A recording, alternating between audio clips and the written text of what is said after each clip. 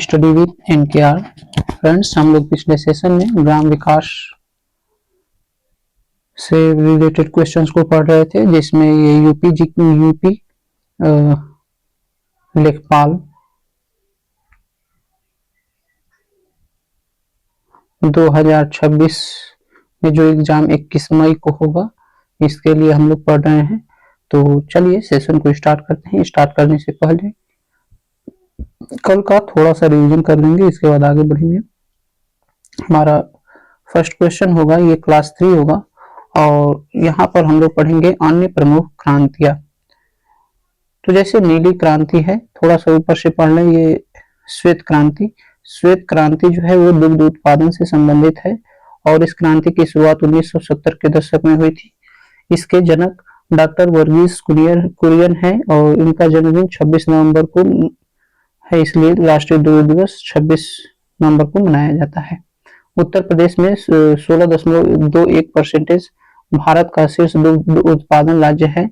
इसके बाद राजस्थान जो है वो 14.51% के स्थान से है।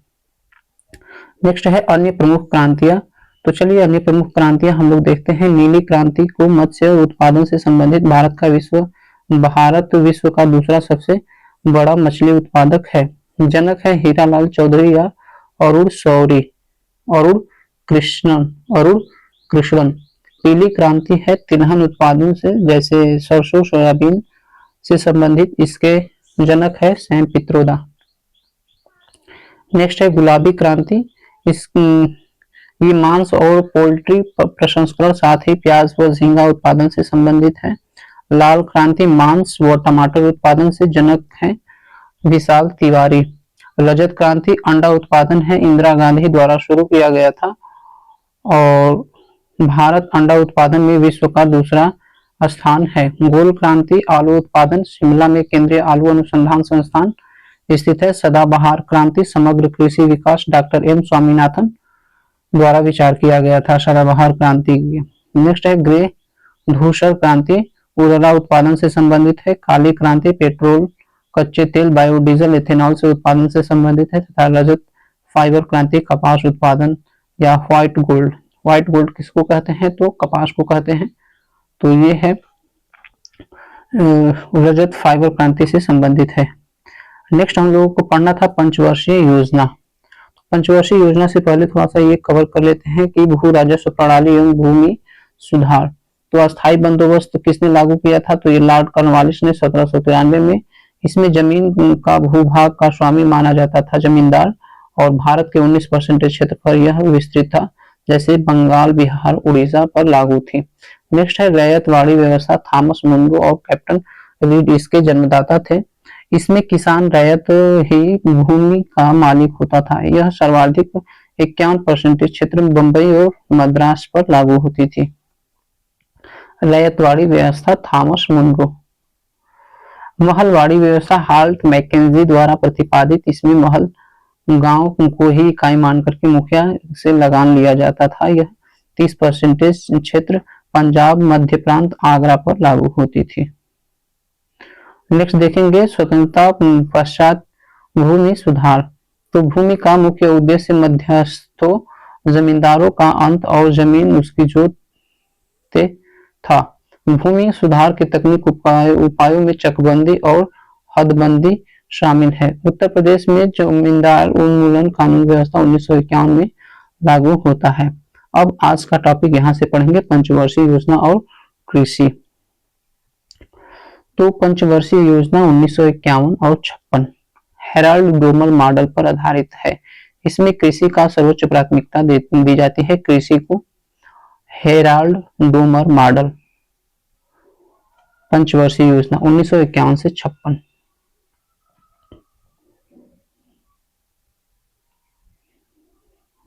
नेक्स्ट है द्वितीय पंचवर्षीय योजना। तो द्वितीय पंचवर्षीय योजना 56 से 61 तक आता है और इसमें पीसी महालनोबिस मॉडल पर आधारित है। भारी उद्योग जैसे भिलाई, दुर्गापुर, राउरकेला से संबंधित है। नेक्स्ट है तृतीय पंचवर्षीय योजना। तो ये है 61 से 66 और ये है सैंडी और चक्रवर्ती मॉडल योजना में संसाधन आवंटन के लिए जॉन सैंडी और सुखमय चक्रवर्ती के मॉडल का उपयोग पर आधारित है। इसी दौरान हरित क्रांति की शुरुआत हुई और बोकारो स्टील प्लांट की स्थापना हुई। वर्ष 1964 सोवियत संघ रूस की मदद से हुई थी। सोवियत संघ रूस की मदद से हुई थी। तृतीय पंचवर्षीय योजना के में बोकारो प्लांट स्टील प्लांट, यह योजना पूरी तरह असफल रही। कारण यह रहा कि 62 में भारत और चीन युद्ध हुआ। 1965 का भारत पाक युद्ध और 66 का भीषण सूखा पड़ा। इसलिए ये जो है पंचवर्षीय योजना, तृतीय पंचवर्षीय योजना पूरी तरह से असफल रहा। नेक्स्ट है योजना अवकाश। 1966 से 69 सूखे और युद्ध के कारण 3 वार्षिक योजनाएं चलाई गई थी। 66 से 69 तक। चतुर्थ पंचवर्षीय योजना शुरू होता है 69 से 74 डी.आर. गाडगिल मॉडल पर, गाडगिल फार्मूला आधारित ये जो है चतुर्थ पंचवर्षीय योजना शुरू होती है 69 से 74 और प्राथमिकता दी जाती है। प्राथमिकता है कि स्थिरता के साथ विकास और आत्मनिर्भरता। स्थिरता के साथ विकास और आत्मनिर्भरता। 14 प्रमुख बैंकों का राष्ट्रीयकरण होता है 1969 में और इसरो की स्थापना होती है तथा भारत का पहला भूमिगत परमाणु परीक्षण स्माइलिंग बुद्धा 1974 एवं श्वेत क्रांति ऑपरेशन फ्लड की शुरुआत होती है चतुर्थ पंचवर्षीय योजना के अंतर्गत। नेक्स्ट है पांचवी पंचवर्षीय योजना 1974 से 1978 डीपी धर द्वारा तैयार योजना। पांचवी पंचवर्षीय योजना डीपी धर द्वारा तैयार योजना है 1974 से 78। प्राथमिकता होती है कि गरीबी उन्मूलन, गरीबी हटाओ का नारा और आत्मनिर्भरता। यह योजना अपने समय से एक वर्ष पहले ही वर्ष 1978 में जनता पार्टी द्वारा समाप्त कर दिया गया। राष्ट्रीय न्यूनतम आवश्यकता कार्यक्रम एमएनपी और काम के बदले अनाज का कार्यक्रम शुरू हुए।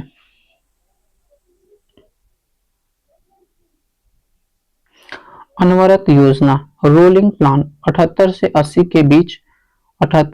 के बीच गुन्नार मिलर के मॉडल पर जनता पार्टी सरकार द्वारा लाई गई थी। छठी पंचवर्षीय योजना आगत निर्गत मॉडल 1980 से 85 आगत निर्गत मॉडल पर आधारित है और इसमें प्राथमिकता थी कि गरीबी निवारण और रोजगार सृजन। आर्थिक उदारीकरण की शुरुआत 6 बैंकों का राष्ट्रीयकरण छठी पंचवर्षीय योजना में हुआ और 1980 में हुआ। नाबार्ड की स्थापना की गई 12 जुलाई 1982 को। सातवीं पंचवर्षीय योजना 85 से 90 तक चलता है। जॉन डब्ल्यू मिलर मॉडल पर आधारित है। इसमें प्राथमिकता थी कि उत्पादकता, रोजगार और सामाजिक न्याय, रोजी रोटी और उत्पादकता नारा था यह। निजी क्षेत्र में सार्वजनिक क्षेत्र की तुलना की वरीयता मिली और जवाहर रोजगार योजना 1989 में शुरू हुई। वार्षिक योजनाएं 1990 से 92 में वार्षिक योजना बना और आर्थिक संकट और राजनीतिक अस्थिरता के कारण 8वीं योजना शुरू नहीं हो सकी। 8वीं पंचवर्षीय योजना शुरू होती है 92 से 97 राव मनमोहन मॉडल। वैश्वीकरण, निजीकरण और उदारीकरण यानी एलपीजी नीति के बाद प्राथमिकता था मानव संसाधन विकास एचआरडी, नई आर्थिक नीति, एलपीजी लिबरलाइजेशन, प्राइवेटाइजेशन और ग्लोबलाइजेशन लागू होने के बाद यह पहली योजना थी। प्रधानमंत्री रोजगार योजना 1993 में शुरू होती है और भारत विश्व व्यापार संगठन डब्ल्यूटीओ का सदस्य बनता है 1 जनवरी 1995 को। 1 जनवरी 1995 को। नेक्स्ट है 9वीं पंचवर्षीय योजना। तो प्राथमिकता है कि न्यायपूर्ण वितरण और समानता के साथ विकास। भारत की आजादी के 50 वर्ष पूरे होने पर शुरू हुई पोखरण 2 परमाणु परीक्षण 1998 और कारगिल युद्ध 1999 इसी दौरान हुए 1997 से 2002। 10वीं पंचवर्षीय योजना 2002 से 2005 तक चलती है। प्राथमिकता है कि अगले 10 वर्षों में प्रति व्यक्ति आय को दोगुना करना। 8% जीडीपी विकास दर का लक्ष्य रखा गया। प्राप्ति 7.6% रही। वर्ष 2007 तक गरीबी अनुपात 26% से घटकर 21% करने का लक्ष्य रहा। 11वीं पंचवर्षीय योजना 2007 से 2012 इसकी रूपरेखा सी रंगराजन द्वारा तैयार की गई थी। प्राथमिकता है तीव्र और अधिक समावेशी विकास। शिक्षा पर जोर। 6 से 14 वर्ष के बच्चों के लिए अनिवार्य प्रारंभिक शिक्षा सबसे ज्यादा विकास दर लगभग 8% इसी योजना में हासिल की गई। 12वीं पंचवर्षीय योजना 2012 से 17 तक प्राथमिकता तीव्र अधिक समावेशी और सतत विकास। Faster more inclusive and sustainable growth. यह भारत की अंतिम पंचवर्षीय योजना 12वीं पंचवर्षीय योजना रही। इसमें गैर कृषि क्षेत्र में 50 मिलियन और नए रोजगार पैदा करने का लक्ष्य रखा गया। महत्वपूर्ण संस्थाएं और योजनाएं। नाबार्ड। तो नाबार्ड स्थापना 12 जुलाई 1982 को सीवी रमन समिति की सिफारिश पर हुई। छठी पंचवर्षीय योजना में नाबार्ड की स्थापना सीवी रमन समिति की सिफारिश पर होती है 12 जुलाई 1982 छठी पंचवर्षीय योजना में। किसान क्रेडिट कार्ड केसीसी 1998 के आरवी गुप्ता समिति की सिफारिश पर शुरू नाबार्ड द्वारा तैयार किया गया था। नेक्स्ट है राष्ट्रीय किसान आयोग एनसीएफ गठन 18 नवंबर 2004 को प्रोफेसर एम स्वामीनाथन की अध्यक्षता में हुआ था। प्रमुख अनुसंधान central arid zone research institute. इसकी स्थापना वर्ष 1959 में जोधपुर राजस्थान में की गई थी। Central food technology research institute यह मैसूर कर्नाटक स्थित है। स्थापना वर्ष 1950 में हुई थी। Central institute for agriculture engineering इसकी स्थापना वर्ष 1976 में भोपाल मध्य प्रदेश में हुई थी। Central institute of fresh water aquaculture यह भुवनेश्वर उड़ीसा में स्थित है। स्थापना वर्ष 1987।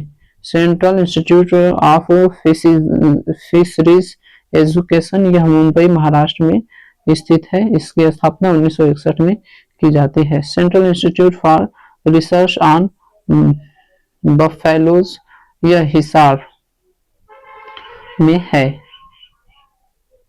हरियाणा में स्थित है। इसकी स्थापना 1985 में की गई थी। Central ship and wool research institute यह अविकानगर राजस्थान में स्थित है। इसकी स्थापना 1962 में की गई थी। सेंट्रल टोबैको रिसर्च इंस्टीट्यूट यह राजमुंद्री आंध्र प्रदेश में स्थित है। इसकी स्थापना 1947 में की गई थी। Central soil salinity research institute Karnal Haryana में स्थित है और 1969 में इसकी स्थापना की गई थी। सेंट्रल इंस्टीट्यूट फॉर सब ट्रॉपिकल हॉर्टिकल्चर लखनऊ में है, उत्तर प्रदेश। वर्ष 1984 में इसकी स्थापना की गई थी। Central rice research institute Cuttack Orissa में है और स्थापना 1946 में की गई थी। 1984 में हॉर्टिकल्चर। नेक्स्ट है भारतीय गन्ना अनुसंधान लखनऊ उत्तर प्रदेश में है।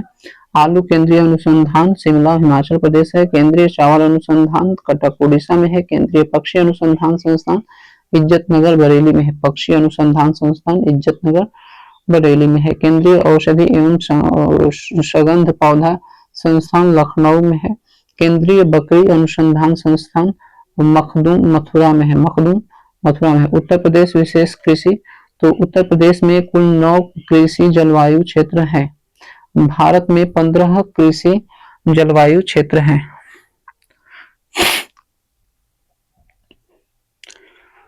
नेक्स्ट है उत्तर प्रदेश कृषि विभाग विधिवत स्थापना 1 मई 1920 को हुई थी।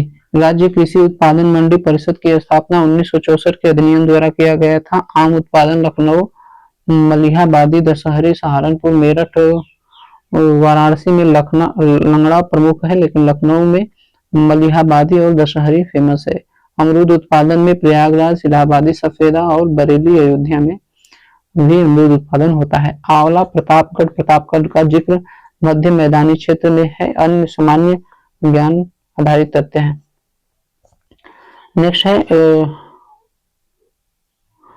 संतरा नींबू लीची सहारनपुर और मेरठ क्षेत्र में उत्पादन होता है। केला उत्पादन उत्तर प्रदेश के वाराणसी, प्रयागराज, गोरखपुर में बड़े पैमाने पर केला पैदा किया जाता है। किस्में है मालभोग, चीनी, चंपा, अल्फांसो, दूध सागर, ये सभी किस्में केले के हैं।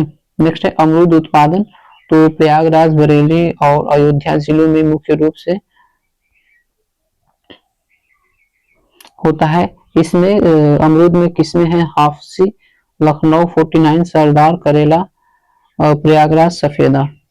संतरा उत्पादन में यह मुख्य रूप से सहारनपुर जिले में पैदा किया जाता है। लीची उत्पादन सहारनपुर और मेरठ जिले में पैदा होता है। माल्टा उत्पादन मेरठ, वाराणसी और सहारनपुर जिले में उत्पादन होता है। नींबू सहारनपुर, मेरठ और पूर्वी उत्तर प्रदेश में क्षेत्रों में होता है। नेक्स्ट है ग्रामीण क्षेत्रों में स्थानीय स्वशासन। ग्रामीण क्षेत्रों में स्थानीय स्वशासन, तो ग्रामीण क्षेत्र में स्थानीय स्वशासन तो दिया है। ऋग्वेद में स्थानीय स्व इकाइयों के रूप में सभा, समिति एवं विदत का उल्लेख मिलता है। रामायण काल में प्रशासन दो भागों, पूर्व और जनपद, नगर और जनपद, ग्राम में विभाजित था। सल्तनत काल में स्थानीय शासन दिल्ली सुल्तान द्वारा प्रांतों में विलायत कहा जाता था। प्रांतों को विलायत कहा जाता था। लॉर्ड मेयो 1870 ने पंचायतों को कार्यात्मक एवं वित्तीय स्वायत्तता प्रदान कर सुदृढ़ किया। नेक्स्ट चलते हैं। नेक्स्ट दिया है लॉर्ड रिपन 1882। लॉर्ड रिपन ने 1882 में स्थानीय स्वशासन के लिए प्रस्ताव पारित किया, जिसे स्थानीय स्वशासन संस्थाओं का मैग्ना कार्टा कहा जाता है। और संवैधानिक निर्देश संविधान के भाग 4 में नीति निर्देशक तत्व के अनुच्छेद 40 में ग्राम पंचायतों के गठन का प्रावधान है, जो गांधीवादी विचारधारा से प्रेरित है। सामुदायिक विकास कार्यक्रम 2 अक्टूबर 1952 को शुरू किया गया। इसी क्रम में राष्ट्रीय विस्तार सेवा 2 अक्टूबर 1953 को फोर्ड फाउंडेशन के सहयोग से शुरू किया गया। महात्मा गांधी ने कहा था, जब पंचायत राज स्थापित हो जाएगा तो जनमत वह करेगा जो हिंसा कभी नहीं कर सकती। पंचायती राज से संबंधित समितियां, तो बलवंत राय मेहता समिति। पंचायती राज से संबंधित समिति बलवंत राय मेहता समिति 1957। इस समिति का गठन 16 जनवरी 1957 को सामुदायिक विकास कार्यक्रम की जांच के लिए हुआ था। इसने त्रिस्तरीय पंचायती राज व्यवस्था, ग्राम मध्यवर्ती और जिला स्तर का सुझाव दिया था।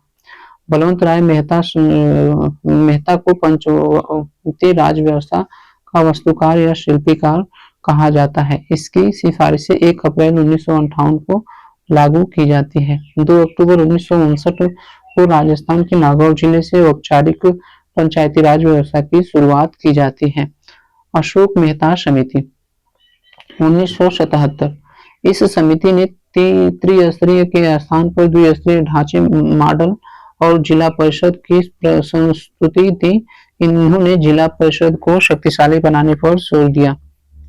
जीवी के राव समिति 1985। इस समिति ने योजना आयोग की सिफारिश पर गठन, जिसने जिला स्तर को योजना की बुनियादी इकाई बनाने का सुझाव दिया। LM सिंघवी समिति 1986। इसने पंचायती राज संस्थाओं को संवैधानिक दर्जा देने की सिफारिश की। न्यायिक न्यायाधिकरण बनाने का प्रस्ताव रखा।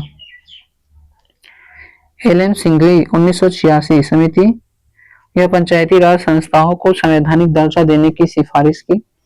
और जीवी के राव समिति, ये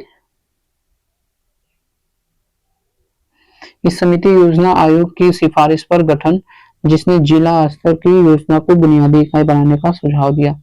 PK थुंगन समिति 1989।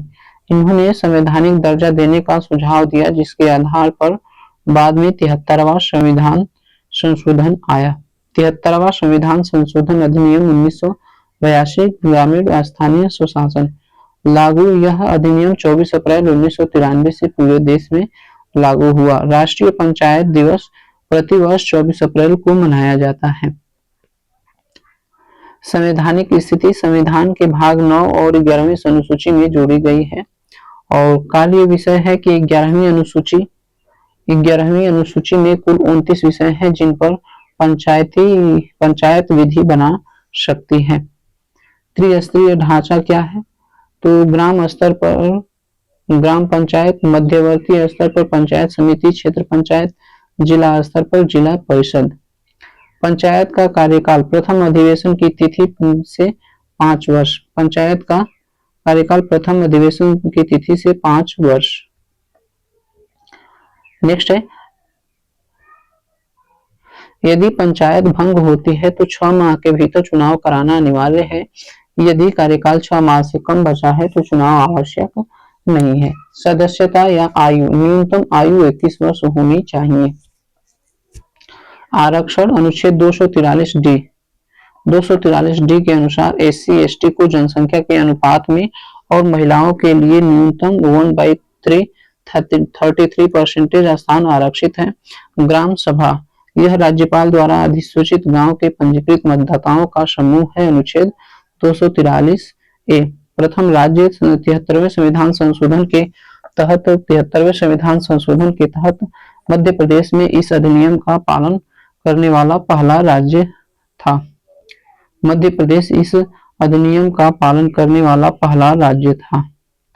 बैठकें और कार्य प्रणाली। ग्राम सभा की बैठक वर्ष में कम से कम 2 बार होना अनिवार्य है। ग्राम पंचायत की बैठक सामान्यतः महीने में 1 बार होनी चाहिए और ग्राम पंचायत की 2 बैठकों के बीच 2 महीने की अधिक का अंतर नहीं होना चाहिए। बैठक के लिए कोरम गणपूर्ति कुल सदस्यों का 1/3 भाग होना आवश्यक होता है और ग्राम पंचायत का सरकारी प्रतिनिधि ग्राम पंचायत अधिकारी, सेक्रेटरी या ग्राम विकास अधिकारी वीडियो होता है। ग्राम पंचायत की 6 प्रमुख समितियां हैं। ग्राम पंचायत की कुल 6 प्रमुख समितियां हैं।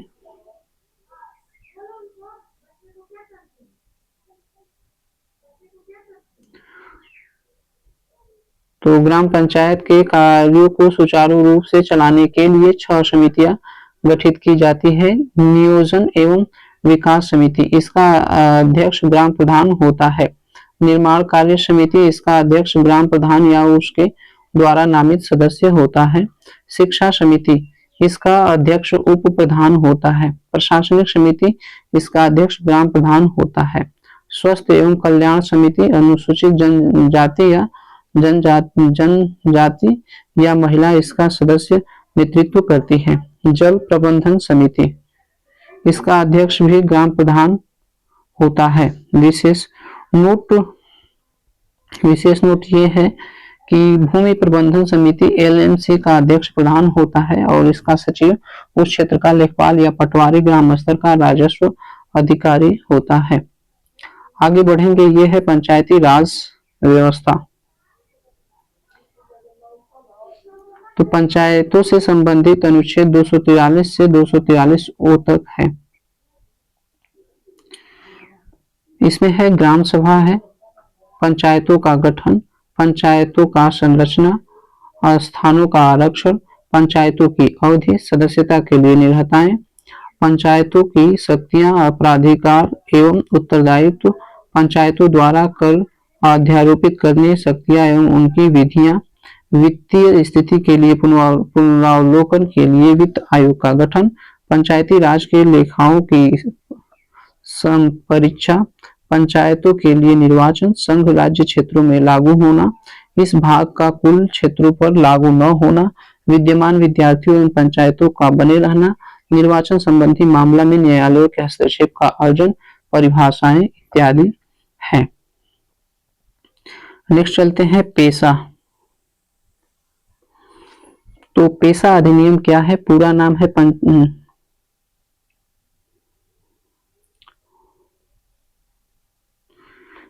पेशा अधिनियम क्या है?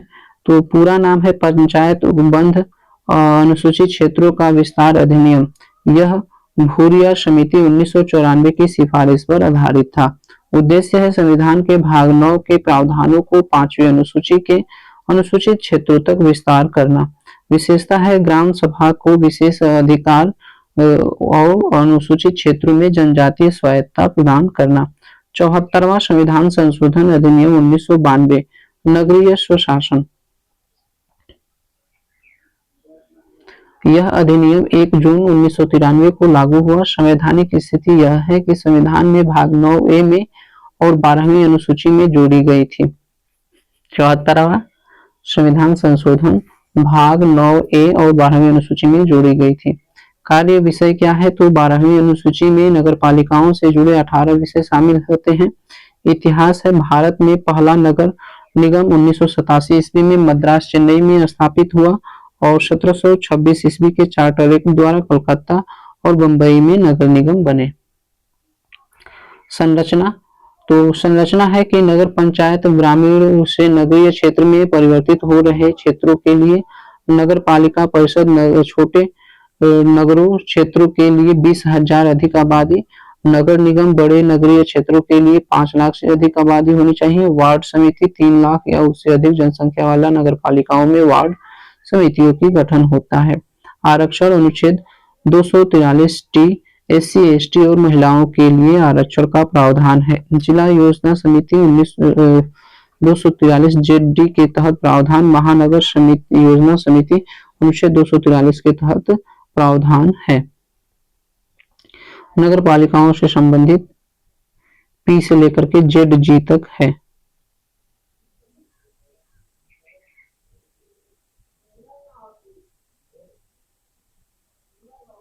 इसे देख लेते हैं और इस सेशन को यहीं पर समाप्त करेंगे। उसके बाद अगले सेशन में पढ़ेंगे सहकारी समिति। नगर पालिका से संबंधित अनुच्छेद 243 P से 243 ZG है। तो हम P से चलते हैं। परिभाषा एवं संरचना, नगर पालिका का संविधान गठन, नगर पालिकाओं की संरचना, वार्ड समितियों का गठन व संरचना, स्थानों का आरक्षण, नगर पालिकाओं की अवधि, सदस्यता के लिए निरताएं, शक्तियां, अधिकार एवं उत्तरदायित्व कार्य अध्यारोपित करने की शक्तियां एवं उनकी विधियां, वित्त आयोग, लेखाओं की संपरीक्षा, नगर पालिकाओं के लिए निर्वाचन, संघ राज्य क्षेत्रों में लागू होना, इस भाग के का कुछ क्षेत्र लागू न होना, जिला योजना के अंतर्गत समिति, ये ZE है। महानगर योजना के लिए समिति, विद्यमान विधियों एवं नगर पालिकाओं का बने रहना, निर्वाचन संबंधी मामला और न्यायालयों के हस्तक्षेप का वर्जन करना, ZG। अगले सेशन में हम लोग पढ़ेंगे सहकारी समितियां। तो इस सेशन को यहीं पर समाप्त करते हैं, जिसमें हम लोग पढ़ेंगे परिभाषा है कि लोग समानता के आधार पर आर्थिक हितों के लिए मिलकर काम करते हैं। मिलते हैं अगले सेशन में, तब तक के लिए धन्यवाद। Thanks for watching. Please like, share, comment and subscribe.